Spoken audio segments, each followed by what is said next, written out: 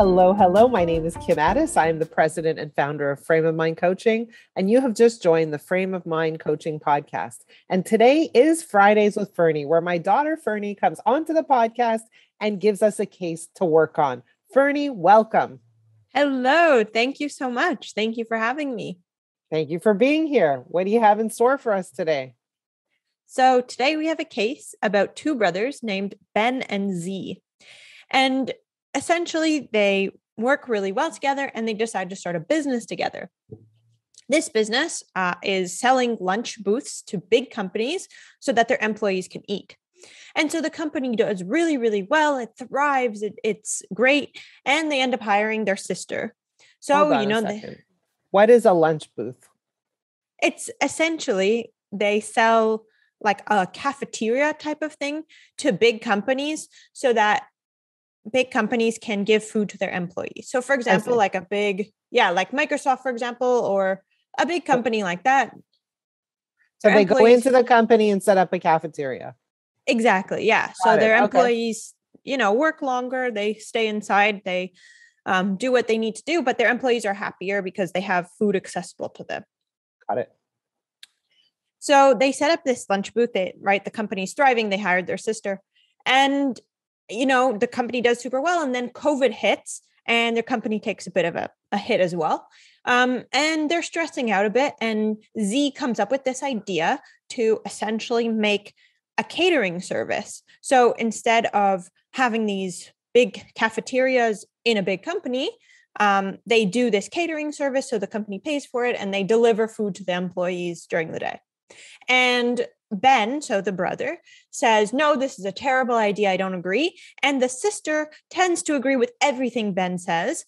And they end up, Z feels as though they're teaming up together and they don't like this idea. And Z feels undermined and he feels like they don't listen to him and they're not appreciating his really good idea.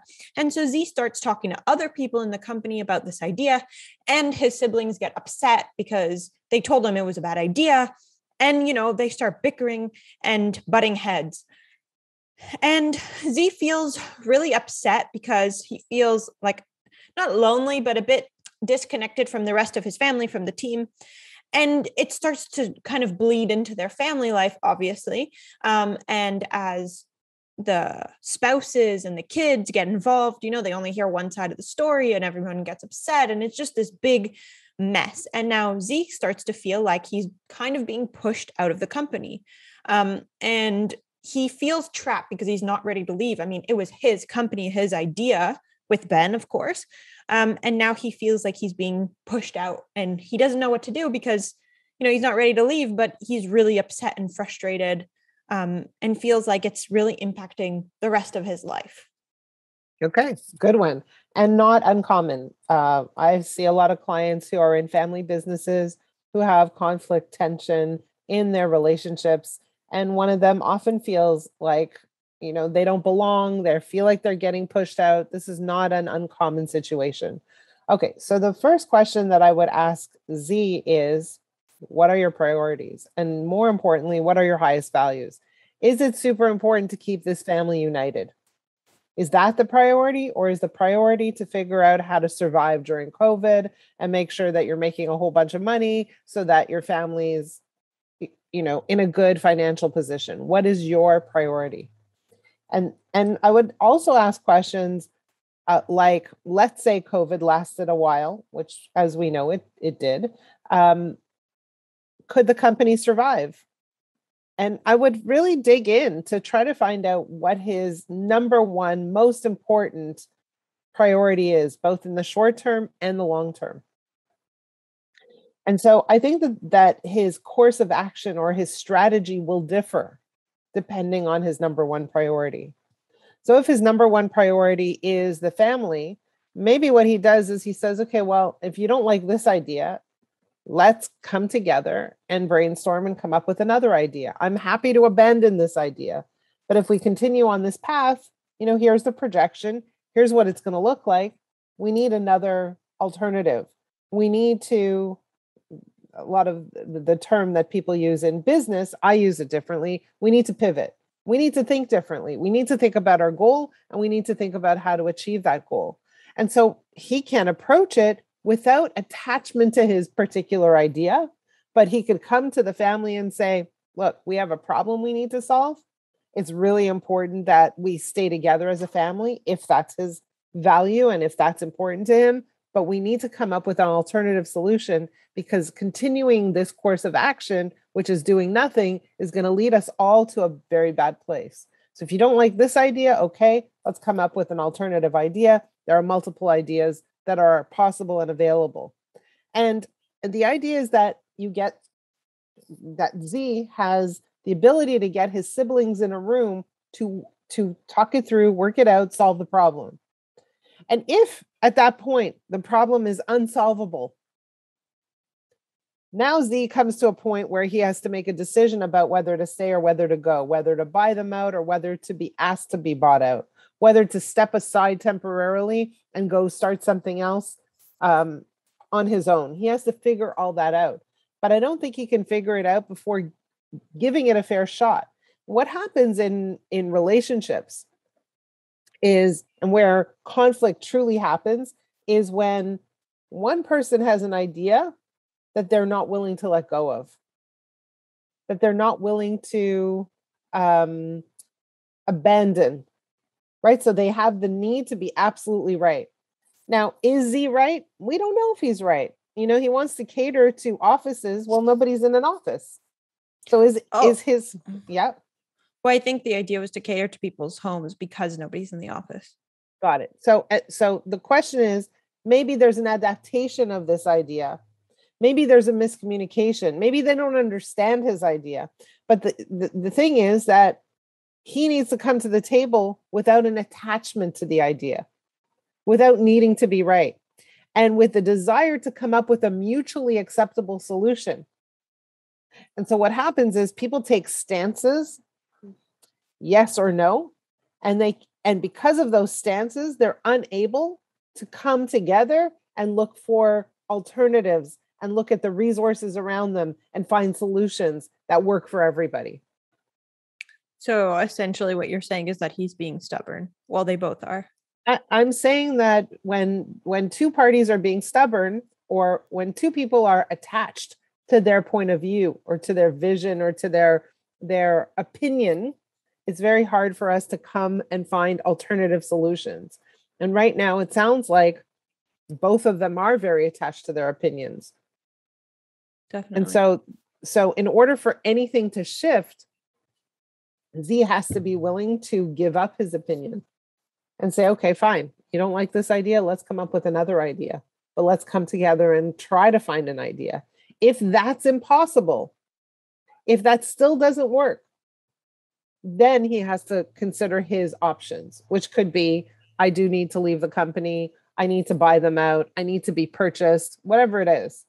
But before that happens, we need to explore alternatives. And right now it's, I hate situations that are either black or white. Now it's either my way or the highway. And that's exactly what Z has created and what Ben and his sister have created, right? It's a yes or no situation. And I find that very, very rarely in businesses are there yes or no situations. There are always alternatives. And what stops us from considering those alternatives is our thinking. We believe that there's only one way. And that one way prevents us from looking at a bigger picture and bringing in other ideas, right? We're very, very narrow-minded. And that blocks our ability to entertain even other suggestions or ideas. And right now, that's what we see with Z and his brother Ben and his sister. So what we want to do is say to Z, okay, suspend your idea for a moment. It doesn't have to be this idea. There are a million possibilities. Let's explore those million possibilities. And if your family is truly your highest value, let's put that at the forefront. Let's say, hey, we've gone down a bad road. Let's back up a minute. You guys are important to me. It's important we're doing this together. Here was my vision, that it was a family business. I still want to be in a family business. And let's correct what we've just created. And let's come up with a solution that works for everybody. And let's explore all of the options until we find one that makes complete sense And perhaps it's an option that makes complete sense with or without COVID. And, perhaps that's a better course of action anyways. Maybe it's a business that they can continue working with even when COVID comes to its conclusion. Yeah. I mean, hopefully it does come to a conclusion soon. But in terms of that idea, and so let's say, Z does that. He talks to his family. He tries to be as open as possible. And at the end of the conversation, he still feels like they don't listen to him and that they're just completely closed off, and he decides to leave. How does he maintain a relationship with them afterwards if he feels kind of resentful?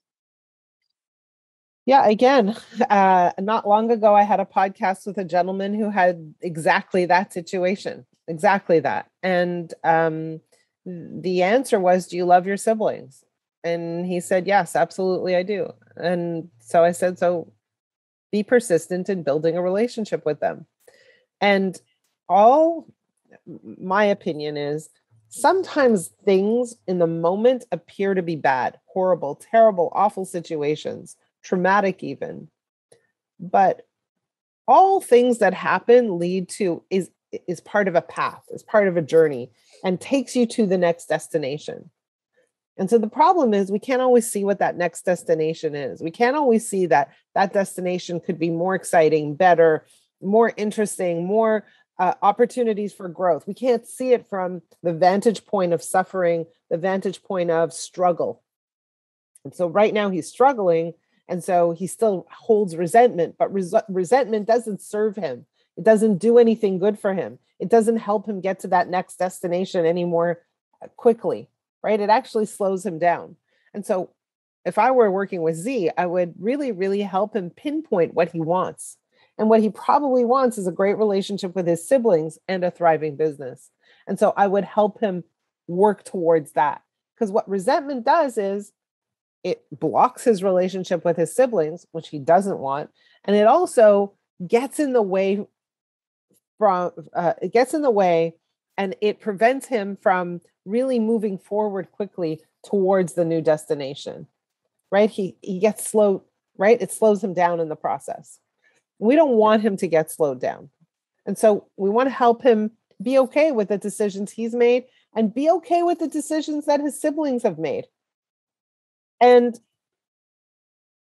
help him understand that people make decisions from where they are in terms of their growth, their intellect, their capacity to understand, their fears, their beliefs. That's where they make decisions from.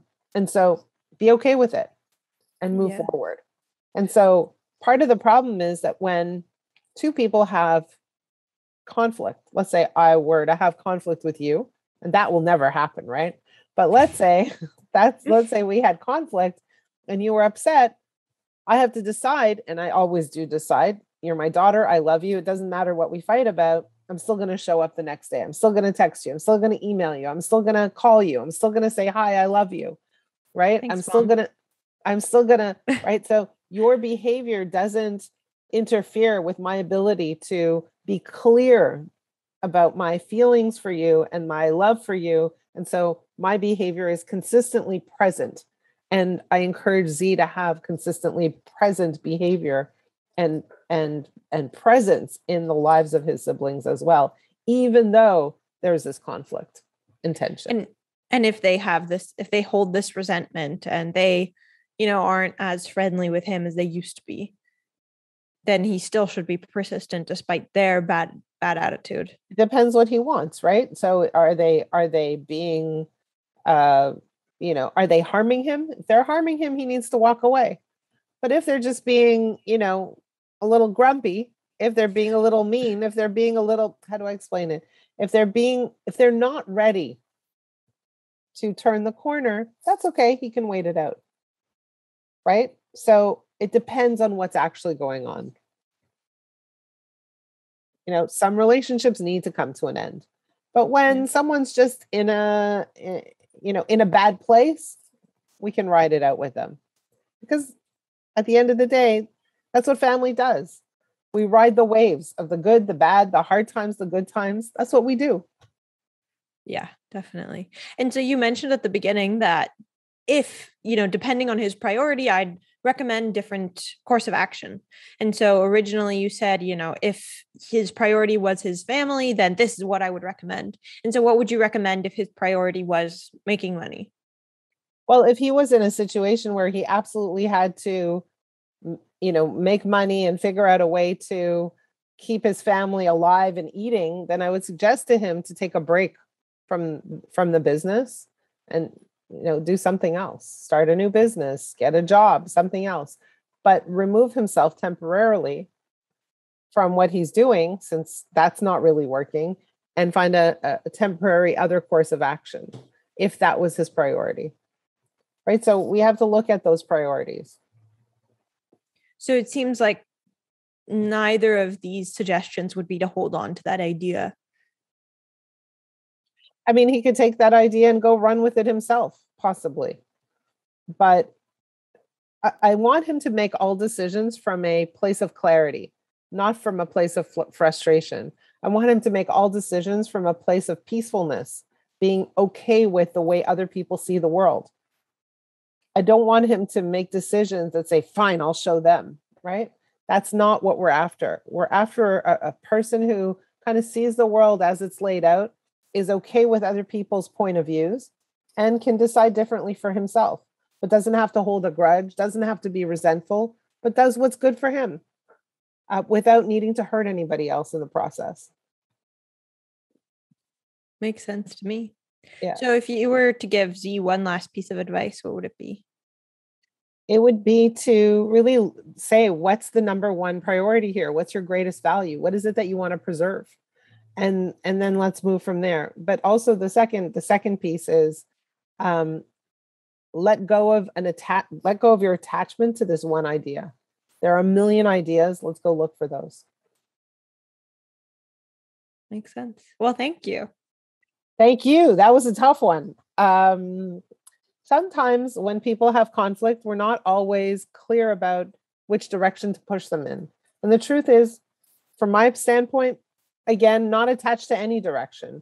I'm attached to this particular client coming to a place of peace and making a decision from that vantage point, so that the decision he makes is ultimately aligned with his goals, his values, his beliefs, and he feels good about what he's doing, regardless of whether or not other people are making decisions for themselves that may look like conflict and tension. So I want him to make a decision where he feels good about what he's doing, and he feels like he's living up to not only his values, but his priorities as well. So for those of you who are listening, I hope you took something away from this conversation. Think about some of the ideas that you strictly hold on to and cause tension in your family, and think about whether or not there are other alternatives out there. Ferne, thank you for this case. That was a good one. If you have a case that you want to share with us, please reach out. Ferne, how do they reach you? Please reach me by email. So that's Ferne Kotlyar, FerneKotlyar @live.com. And I can be found at kim@frameofmindcoaching.com. Please reach out, and please please share, please do all the things that you do on a podcast. We will see you next week. Have a great week.